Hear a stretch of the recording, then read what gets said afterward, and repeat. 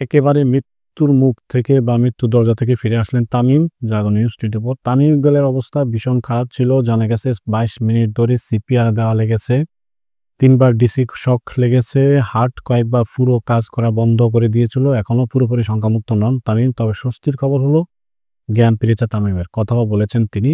তামিমের অবস্থা কেমন ছিল সেটি বোঝা গেছে মোহামেডানের শীর্ষ কর্মকর্তাদের কথায়, তাদের কাছ থেকে। যতটুকু জানা গেছে সার কথা হলো তামিম যে জায়গায় ছিলেন সেখানে থেকে ফিরে আসেন খুব কম রোগী। এখন অবস্থা কিছুটা উন্নতির দিকে। তবে বিসিবি পরিচালক ও মোহামেডানের শীর্ষ কর্মকর্তা মাহবুব আনাম জাগো নিউজকে জানিয়েছেন ৪৮ ঘন্টা হাসপাতাল থেকে তাকে নড়ানো যাবে না। আলহামদুলিল্লাহ মৃত্যুর মুখ থেকে ফিরে এসেছেন তামিম ইকবাল। মোহামেডানের আরেক কর্মকর্তা তারিকুল ইসলাম টিটু বলেছেন তামিম ভীষণ জীবন মৃত্যুর সন্ধিক্ষণে ছিলেন।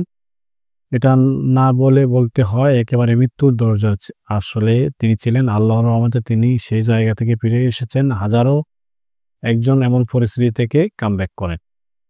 এর আগে সাভারের বিকেএসপিতে ৩ নম্বর মাঠে প্রিমিয়ার লিগে মোহামেডান ও শাইনপুকুরের মধ্যকার খেলা চলাকালেই হঠাৎ গুরুতর অসুস্থ হয়ে পড়েন তামিম ইকবাল। টস করে এসে দলীয় ম্যানেজার ও সাবেক ক্রিকেটার সাজ্জাদ আহমেদ শিপনকে তামিম বলেন, আমার খুব খারাপ লাগছে, বুকে ব্যথা করছে।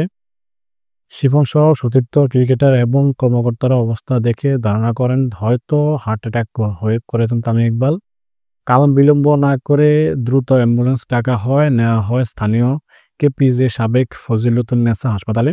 সেখানে তাৎক্ষণিক তার এনজিওগ্রাম করে হার্টে ব্লক রয়েছে বলে নিশ্চিত করার ডাক্তাররা। একই সঙ্গে হেলিকপ্টারও ডেকে আনা হয় এবার কেয়ার হাসপাতালে নেওয়ার উদ্দেশ্যে, কিন্তু পরিস্থিতি ভালো না হওয়ায় চেষ্টা করেও হেলিকপ্টারে তোলা যায়নি তামিম ইকবালকে। অবস্থা সংকটাপন্ন হওয়ায় কেপিজে হাসপাতালের সিসিইউতে নেওয়া হয় তামিমকে। এরপর রাখা হয় লাইফ সাপোর্টে। হাসপাতালে রয়েছেন বিসিবি সভাপতি ফারুক আহমেদ, সিইও নিজামুদ্দিন চৌধুরী, সুজন সহ কর্মকর্তা।